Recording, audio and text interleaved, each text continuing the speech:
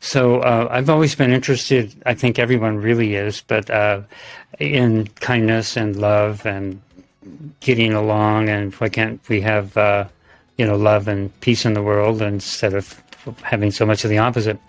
But in Buddhism, in the Tibetan schools, they talk about, so enlightenment is the ultimate goal. And so enlightenment is the end of all of our different kinds of suffering and wants and desires, and it's like total fulfillment. In Tibetan, sometimes I like to tell people about Tibetan words because the Tibetans had a language before they discovered Buddhism, and that language was a distant cousin of Chinese. And so it was a language very much like the Native American languages, and a culture very much like Native American cultures that we have, like the Native Americans in Montana, for instance.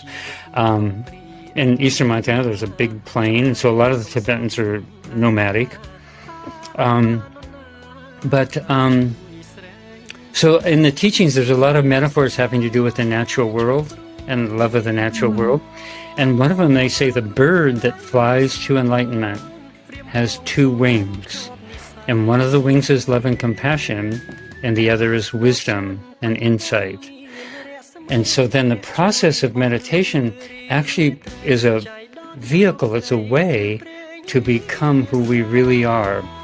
One of the important teachings that I like very much is that we're actually living in a reality where there are two realities. We think that there's just one, but there's actually two. There's an ultimate nature of reality, and then there's an ordinary nature of reality.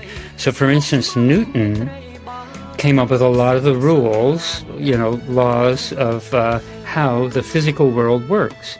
And they're all valid. And the Buddha said he doesn't have any problem with that ordinary reality. He's not going to say that's wrong or anything. And so Newton, and at the beginning of modern science, discovered all these things. And I like to say that's about relative reality. So they're all true. There is such a thing as gravity. And if I drop my mouse, it's going to hit the floor and probably break. But then there's another reality as well. And so now science and math are becoming so advanced that they're starting to intersect with the spiritual philosophies of the world. And it was nothing's really black and white, but primarily the East, India and China and Japan and Korea, for instance, and Vietnam and all of Southeast Asia, not just Buddhism, but Hinduism and the Jain tradition and Taoism, they've been very much concerned with this other reality that you could call the ultimate reality. So that's the dimension of the spiritual truth and spiritual realities there.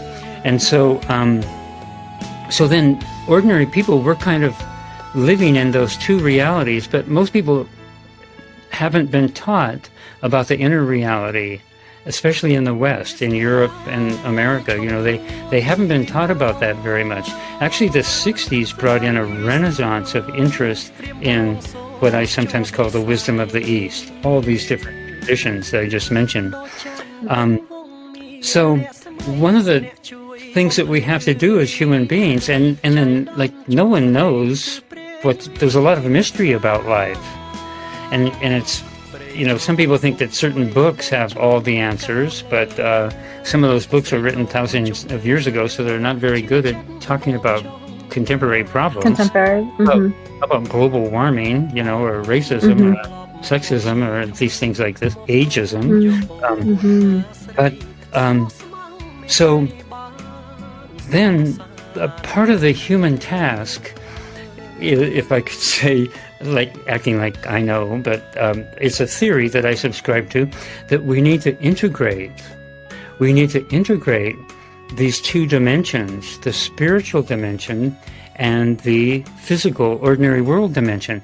And if we just let the ordinary world dimension go by itself, it kind of gets crazy, because then you have, the incredible pollution that we have in the world today, and global warming and all of these problems.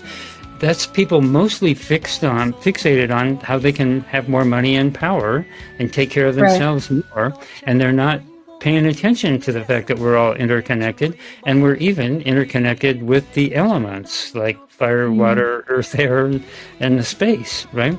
And so Right. we used to live in LA, and one time